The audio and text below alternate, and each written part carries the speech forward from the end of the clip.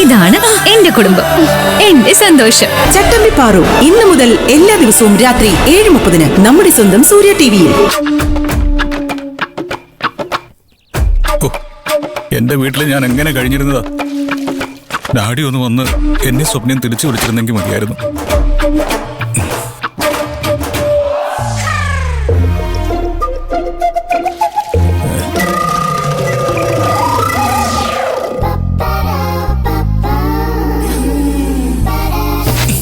ഇത്രയും ഗതികെട്ടവൻ ഈ ലോകത്ത് വേറെ ഉണ്ടാവില്ല. എന്ത് പറയാനാ, എന്റെ വിധി.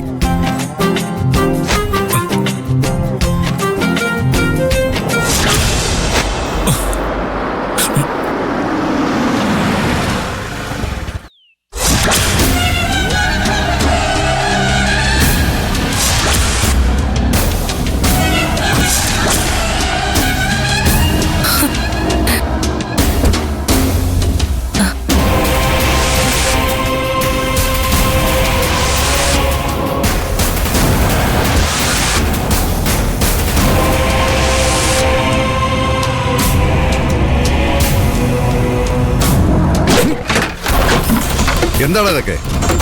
ചോദിച്ചു കേട്ടില്ലേ എന്താ ഇതൊക്കെ? അച്ഛനെപ്പോ ഒന്നു അകത്തേക്ക് ഇരിക്കാം, ഞാൻ ചായ എടുക്കാം. ഞാൻ നിന്റെ സൽക്കാരം സ്വീകരിക്കാൻ വന്നൊന്നുമല്ല, എന്റെ മോനെ കാണാൻ വന്നതാ. കണ്ടു, കണ്ണ് നിറയെ കണ്ടു. എന്താ നിങ്ങൾ ഇവനെ അടിമപ്പണി ചെയ്യാൻ നിർത്തിയിരിക്കുകയാണോ? അടിമപ്പണിയോ? ഈ വീട്ടിലെ ജോലികൾ ചെയ്യാൻ ഇവൻ എന്നെ സഹായിക്കുന്നുണ്ട്. ഈ വീട്ടിൽ ജോലി ചെയ്യാത്ത ആർക്കും ഭക്ഷണം വിളമ്പാറില്ല.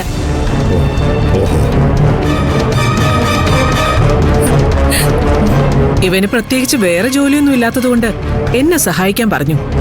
അത് അത്ര വലിയ തെറ്റാണെന്നൊന്നും എനിക്ക് തോന്നുന്നില്ല. എന്റെ മോനെ കൊണ്ട് തന്നെ വേണം നിങ്ങൾക്ക് ഇവളുടെ പാവാട കഴിക്കാൻ, അല്ലേ?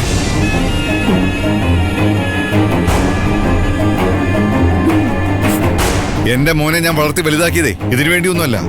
ഇവനെ കൊണ്ട് ഞാൻ ഇങ്ങനെയുള്ള ഒരു ജോലിയും ചെയ്യിച്ചിട്ടില്ല. അതിന്റെ നല്ല കുറവ് ഞാൻ കാണുന്നുണ്ട്.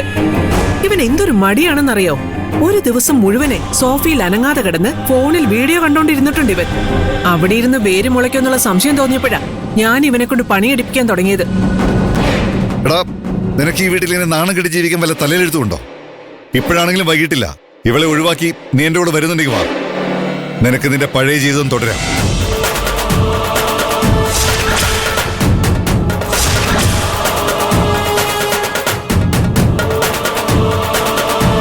സ്വപ്നം എനിക്ക് ഒഴിവാക്കാൻ പറ്റില്ല ഡാഡി. എനിക്കെന്റെ കുഞ്ഞിനെ പറ്റി ചിന്തിക്കണം.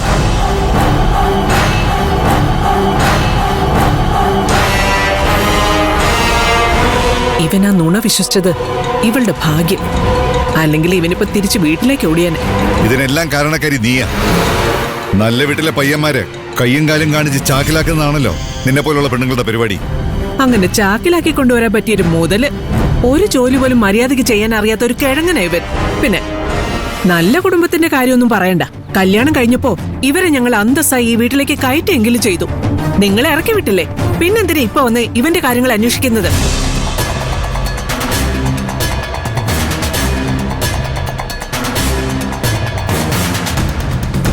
ഞങ്ങൾക്ക് ഗോപാൽജിയുടെ ബഹുമാനമുണ്ട്.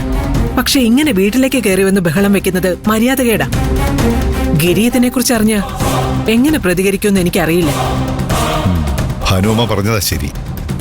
ഞാൻ ഇങ്ങോട്ട് വന്ന് ഇങ്ങനെ ബഹളം വയ്ക്കാൻ പാടില്ലായിരുന്നു. പെട്ടെന്ന് ഇവനെ ഈ ഒരവസ്ഥയെ കണ്ടപ്പോ നിയന്ത്രണം വിട്ടുപോയതാ.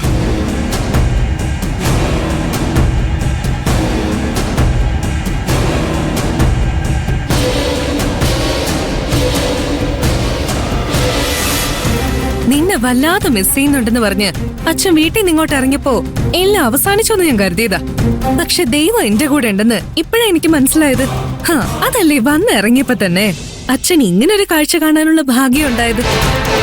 ഇനി ആ വീടിന്റെ പടി ചവിട്ടാന്നുള്ള പ്രതീക്ഷ നീ അങ്ങ് കളഞ്ഞേക്ക്. ഇനിയുള്ള ജീവിതം നിനക്ക് ഇവിടെ ഇവളുടെ പാവാട അലക്കി തീർക്കാം.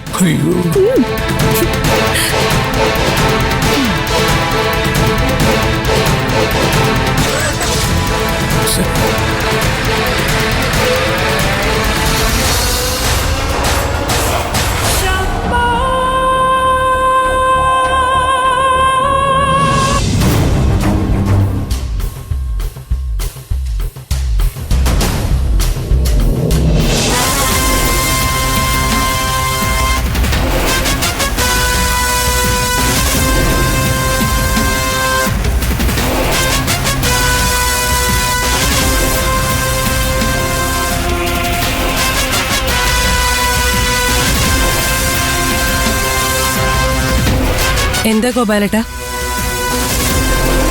നിങ്ങൾ ഗിരിയുടെ വീട്ടിൽ പോയിട്ട് എന്തായി? സഞ്ജുവിനെ കണ്ടോ? ആ, സഞ്ജുവിനെ കണ്ടില്ല. പക്ഷേ അവിടെ ഗിരി ജോലിക്ക് വെച്ചിരിക്കുന്ന ഒരു ബംഗാളിയെ കണ്ടു. കണ്ടാ ശരിക്കും നമ്മുടെ സഞ്ജുവിനെ പോലിരിക്കും അല്ലേ അച്ഛാ? ആ ബംഗാളിയുടെ അവസ്ഥ ഭയങ്കര കഷ്ടമാ ചാച്ചു. പാത്രം കഴുകണം, തുണി അലക്കണം, അടിച്ചു വാരണം. എന്തൊക്കെ ചെയ്യണം, പാവം. ആ, ഞങ്ങളെ വീട്ടിലെത്തിയപ്പോഴേ അയാള് സ്വപ്നയുടെ പാവാട കഴുകിക്കൊണ്ടിരിക്കുകയായിരുന്നു. ഇവള് നമ്മുടെ സഞ്ജുവിന്റെ കാര്യമാണ് ഈ പറയുന്നത്.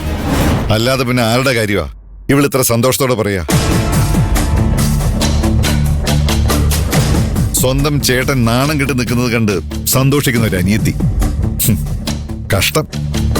അച്ഛൻ എന്തിനാ എന്നോട് ദേഷ്യപ്പെടുന്നത്? ഇങ്ങനെയൊക്കെ സംഭവിക്കുന്ന നേരത്തെ അറിയാവുന്നത് കൊണ്ടാ ഞാൻ അവനോട് അവളുമായിട്ടുള്ള ബന്ധം തുടരരുതെന്ന് പറഞ്ഞത്. പക്ഷെ അവന് തലയ്ക്ക് പിടിച്ച പ്രേമമായിരുന്നില്ലേ? എന്നിട്ടിപ്പോ അവളുടെ വീട്ടിൽ താമസിച്ച് അവളുടെ പാവാട കഴുകി കൊടുക്കേണ്ട അവസ്ഥയായി. എന്താ ഗോപാലേട്ടാ ഇത്? ഇതൊക്കെ കണ്ടിട്ട് ഗോപാലേട്ട ചുമ്മാ ഇങ്ങോട്ട് പോന്നോ? ഞാൻ പിന്നെ എന്ത് ചെയ്യണം? അവരെ ഇങ്ങനെ ബുദ്ധിമുട്ടിക്കുന്നതിന് ആ വീട്ടുകാരെ ചീത്ത വിളിക്കണ്ടേ? ആ സ്വപ്നക്കിട്ട് രണ്ടെണ്ണം പൊട്ടിച്ചാലും കുഴപ്പമില്ലായിരുന്നു. ഞാനും കൂടെ വന്നാ മതിയായിരുന്നു. ആ, അങ്ങനെയാണെങ്കിലേ നാണം കെടാൻ ഒരാളെയും കൂടി കിട്ടിയാന്. അച്ഛനവരോട് തട്ടിക്കയറാൻ നോക്കി നന്നായിട്ട് നാണം കെട്ടിട്ടാ വന്നിരിക്കുന്നെ. ചേട്ടന് നാണം കെടുത്താൻ ആരാ അവിടെ ധൈര്യം കാണിച്ചേ? ഭാനുമതി അമ്മ. സഞ്ജുവിനെ കൊണ്ട് വീട്ടിലെ ജോലി ചെയ്യിപ്പിക്കുന്നതില് ഒരു തെറ്റുമില്ലെന്നാ അവര് പറഞ്ഞത്. അച്ഛൻ അതിനെതിരെ സംസാരിച്ചപ്പോ വീട്ടിൽ വന്ന് ബഹളം വെക്കുന്നത് മാന്യതയല്ലാന്ന് വരെ അവര് പറഞ്ഞു. അവരെന്ത് വേണേലും പറഞ്ഞോട്ടെ, നമുക്ക് സഞ്ജു അല്ലേ വലുത്. ഗോപാലേട്ടൻ അവനെ വിളിച്ചോണ്ട് വരായിരുന്നില്ലേ? ഞാനതിന് ശ്രമിക്കാഞ്ഞിട്ടല്ല. സ്വപ്നയെ കൂട്ടാതെ അവനെ ഇങ്ങോട്ട് തിരിച്ചു കൊണ്ടുവരാൻ ഞാൻ തയ്യാറാണെന്ന് അവനോട് പറഞ്ഞു. എന്നിട്ട് സഞ്ജു അച്ഛനോട് പോയി പണി നോക്കാൻ പറഞ്ഞു. അവൻ അങ്ങനെയൊന്നുമല്ല പറഞ്ഞത്. അവന് അവന്റെ കുഞ്ഞിനെ കുറിച്ച് ആലോചിച്ചേ പറ്റൂന്നും സ്വപ്നയെ കൂടാതെ അവന് വരാൻ പറ്റില്ലെന്നും പറഞ്ഞു.